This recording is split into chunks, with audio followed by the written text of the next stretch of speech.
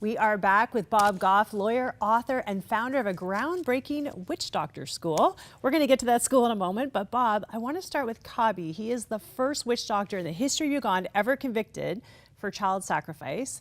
You were part of bringing him to justice, but you couldn't get him out of your mind. God tells you to love your enemies. Yeah, Matthew 5, it says a lot of things to a lot of us, including if you're on your way to church and realize somebody has something against you, put it down, go get squared up, and then come back.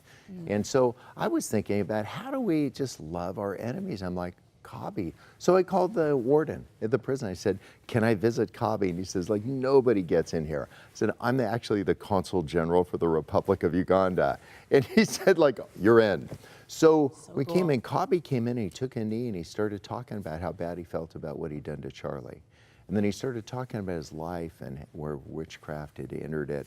And then, his words, not mine, he said, I know I'm going to die in this place. You know what I need? I need forgiveness.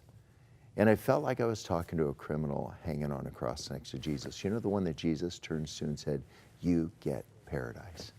And actually something beautiful happened. Kabi comes to Christ. And I'm like, no, like him. I wasn't trying to get him in. I was trying to keep him out. But there's simply actually something that was actually started to change inside of me. I just realized that you don't need to understand grace to give a little grace. And so actually Kabi and I meet every time I go to Uganda, and he's been teaching me about what he's learning about faith, because he doesn't believe the lie that some of us, some of your listeners are believing. He doesn't believe he's the old version of him. He thinks he's a new creation. And you know what? He's right. He is. There's some consequences. He'll be separated from society for his life, but the consequence is not that he's separated from Christ. And so I asked the warden, has anybody ever presented the gospel to all the guys on death row? And he said, nobody gets in here. I'm like, well, Kabi lives here now. Could he do it? And it was like I did this Jedi thing, because the warden said yes. So Kabi and I stood holding hands in the courtyard of this maximum security prison, and Kabi presents the gospel of Jesus to 3,000 dying men. And you know what? He screwed it up. Oh, no. I've never heard anybody hack the gospel worse than Kabi. But you know what? There's something beautiful. The thing he got right was forgiveness. He got the part right about grace. And everybody in that prison knew this was Kabi who was talking, and the guy standing next to him is the guy that put him there. And there's something beautiful that happens. So all these get around that picture. You yes. can't argue with Then it. he asks everybody if they want to get baptized, and hundreds of these prisoners are coming out. Kabi's like baptizing. I'm like, no, you can't do that. I'm like, well, maybe. Wow. And then Kabi grabs my hand and he said, Bob, I just want you to know that I forgive you. I'm like, you can't forgive me. You're the bad guy. Right? But, Yeah. What do you have to forgive? Yeah, exactly. But you know, one of the things he's been reading is that he knows that he can't be perfect if I'm his enemy. And he actually is taking the gospel more seriously, I realized, than I was. And so we started a witch doctor school. Yeah. Okay. So what is a witch doctor school? Yeah, we don't teach them how to be witch doctors. They already know. We teach them how to read and write. And the only books we have in witch doctor school to learn are the Bible and Love Does. This is your first book. Yeah, you read Love their it. textbook. But there's something really actually beautiful in that. These witch doctors are learning. They're starting to see themselves the way that Jesus sees them. We're not, again, I don't think we lead people to Jesus. I think Jesus leads people to Jesus. And I don't think people grow where they're informed. I think they grow where they're accepted.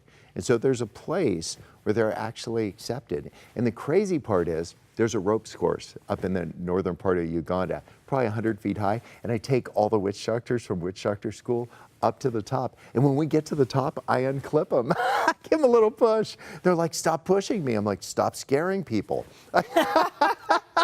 You stop scaring them, I'll stop pushing you. Well, you had a breakthrough recently with two of these witch doctors. They phoned you, Isn't that right? And they crazy? said there's a child sacrifice about to happen that we heard about. From Uganda, they call me in the middle of the night, and they called to say a new witch doctor's arrived. They took a kid into the bush. They're going to sacrifice him. Do you think we ought to go get him? And I'm standing on the bed in my boxers. I'm like, get the kid! And 4 hours later, I get a text message from these two bad guys that are actually starting to see themselves in a different light. And the text message says, "We've rescued the child. He's with his mother." And the last two words of the text message, "Love does." Ugh. So starting to see people that creep us out differently, to see them, if we avoid all the people that Jesus was engaging, it'd be like reading every other page of the Bible and thinking you knew what it said. So just love creepy people, knowing that you're among them and that we're all just making our way towards Jesus. Okay, quick update on Charlie. We're almost out of time, but he had the surgery in Mount Sinai. He did. He was did. successful. He's whole and thriving, top of his class in school, and he's just moving forward with his life because there's people who see him not for all the difficulties he's faced in the past, but for what is coming ahead. I actually took him. Every one of my kids gets a 10-year-old adventure with Dad, right? Mm-hmm. Charlie turns 10. And I said, "Buddy, where do you want to go?" And he said, "Kilimanjaro." I'm like, "No, Oh, no. Don't you want to go to Disneyland?" I mean, there's a reason the name Kil is in Manjaro. I climbed Kilimanjaro. I know. It's a hike. It's brutal. Nobody tells you how hard that is. Yes, so me and the 4-footer, we just started hiking. And you know what, he didn't quite make it to the top, but he got to about 14,500 feet, which isn't bad. Yeah.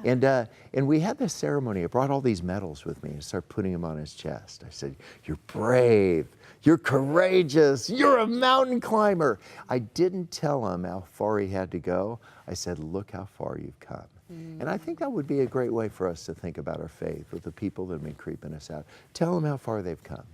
Look at all the past. Don't have them over-identify with what was behind. For Paul, who says we're new creations, have them like pressing towards to this hope that God has for them in the future. And even if they're witch doctors, them too. So good. Stories like these are in your book, Everybody Always. Such a great book. I love what you said, all that you said about loving difficult people. It's a great challenge for all of us. Thank you so much for writing it and for challenging us to step outside our comfort zone and love the creepy people. Oh, knowing we're among them. Yes, knowing we're among them. Thank you. We'll be right back.